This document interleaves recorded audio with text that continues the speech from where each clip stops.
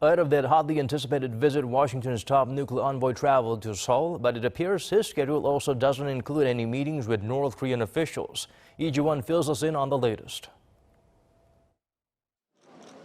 U.S. Special Representative for North Korea Stephen Biegun arrived in Seoul Thursday afternoon, just days ahead of President Donald Trump.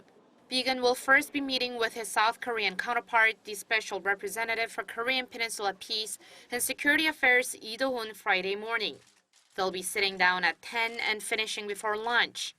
The two are expected to discuss the latest developments on the Korean Peninsula and narrow down the denuclearization issues for their leaders to discuss when they meet later in the week. The two are also to meet again for dinner Friday evening. It's also reported that Biegun will be meeting with Seoul's Unification Minister Kim Yeon-chol later Friday at 5 p.m.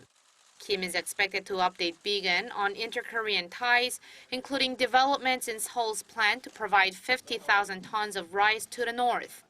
Nothing else is known about who Biegun will be meeting in Seoul, but there's speculation that he could still visit the presidential office of Cheongwadae, as he's always done. But with the top officials at the National Security Office, Chung Eui-yong and Kim Yeon-jong in Japan together with President Moon Jae-in for the G20 summit, it's not clear who Biegun could possibly meet there.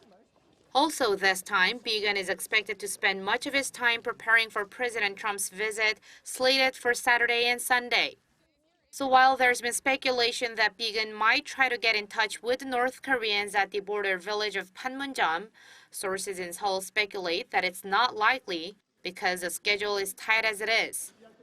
Biegun is to conclude his 4-day trip on Sunday when President Trump leaves. Lee Ji-won, Arirang News.